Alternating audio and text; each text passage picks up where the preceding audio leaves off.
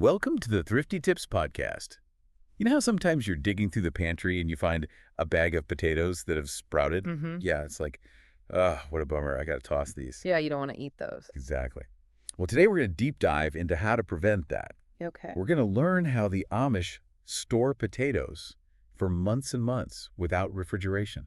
Oh, cool. Yeah, it's pretty incredible. We found this amazing episode of the Homestead Wisdom podcast, and they had this expert guest on. Oh, nice. And she was explaining all of their techniques and secrets. Okay, so like a root cellar kind of thing? Yeah, exactly. Yeah. Root cellars are going to be a big part of it, but there's more to it than that. Okay, I'm intrigued. So, why should we care about this? Right, like I have a fridge. Yeah, exactly. Right. Like most of us have refrigerators, and they work pretty well. Yeah. But think about it this way. What if you could reduce your reliance on your fridge just a little bit? Okay. Save some energy. Maybe even prevent some food waste. I mean, that's always good. Less waste is good. Right. And plus, I don't know, there's just something really cool about learning these traditional methods. Yeah, it's like connecting with the past. Yeah, exactly. So, it's not just about potatoes. It's about, a different way of thinking about food storage. That makes sense. So anyway, back to the podcast, the expert guest, Mm-hmm. she really stressed how the Amish pick specific types of potatoes for storage. Huh, interesting. Yeah, like russets or Yukon Golds. Oh, so like the ones I usually get at the store. Probably. Yeah. So I'm guessing there's something about those varieties that makes them better for long-term storage? Yeah, I would think so. I mean, they must have like thicker skins or something. You're exactly right. Thicker skins, and they also have less moisture. Oh, okay, that makes sense. Less moisture, less chance of rotting. Exactly. So it's like built-in protection. Huh. So maybe I've been picking the wrong potatoes all along. Well, maybe. It's Oh. definitely something to think about. Yeah. Before we go any further, if you're enjoying this deep dive, make sure you hit that like button and subscribe to the Thrifty Tips podcast for more tips and tricks like this. Okay, so we've got the right potatoes now. What? Well, you got to plant them. Well, we're assuming you've already grown them. Oh, right. Okay. This is about storage, remember? Right. Storage. Okay. So the next step after you harvest your potatoes is something called curing. Curing. Yeah, and it sounds kind of weird, but basically you just leave the potatoes out in a cool, dry place for like a week or two. Huh. Really? Just leave them out. Yeah. It lets the skins thicken up even more, and any little cuts or bruises they got during harvest, they can kind of heal over.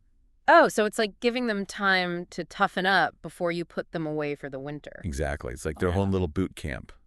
That's a good way to put it. So after the potatoes have had their little boot camp, then comes the root cellar. Okay, finally the root cell. Right. This is where it gets really interesting.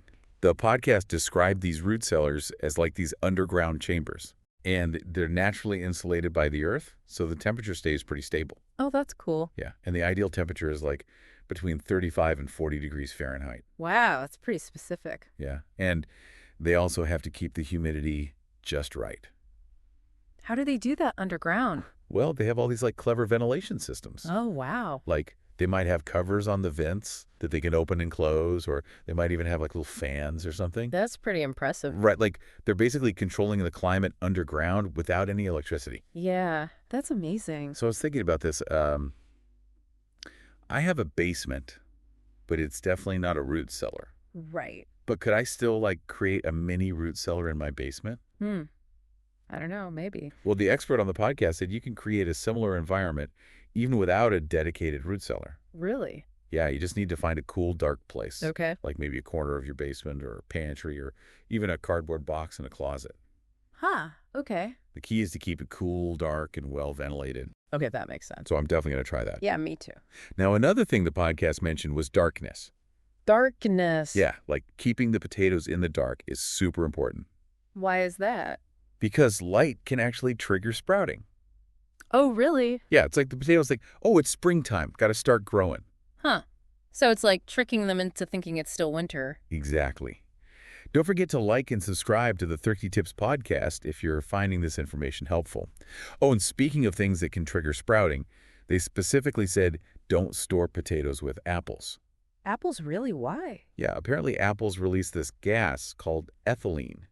Okay. And ethylene is like a growth hormone for potatoes. Oh, so it's like telling the potatoes, hey, wake up, it's time to grow. Yeah, exactly. Huh. I never knew that. So you learn something new every day. That's for sure. So yeah, keeping apples away from your potatoes is key. Okay, noted. It's just so fascinating how all this stuff works. Like how the Amish have figured out this whole system for storing potatoes without any modern technology. Yeah, it's really impressive. It's like they're working with nature instead of against it. Exactly. And it's sustainable, too. Right. No electricity needed. And less food waste. It's like a win-win. Yeah, for sure. So even though we might not all have root cellars, Mm-hmm. we can still learn from the Amish and try to apply some of their techniques, Definitely. like picking the right potato varieties, Mm. making sure to cure them properly, and finding those cool, dark places in our homes. Yeah, it's all about adapting the principles. Exactly. Yeah. Well, I think we've pretty much covered everything about Amish potato storage. Yeah, I think so. It's amazing how much we can learn from these traditional practices. Definitely makes you think. So to wrap things up, if you're looking for a more sustainable way to store your potatoes, try incorporating some of these Amish techniques into your routine. It's worth a shot. Thanks for joining us on this deep dive into the world of Amish potato storage. Don't forget to like and subscribe to the Thrifty Tips podcast for more thrifty tips and tricks. Until next time, happy storing.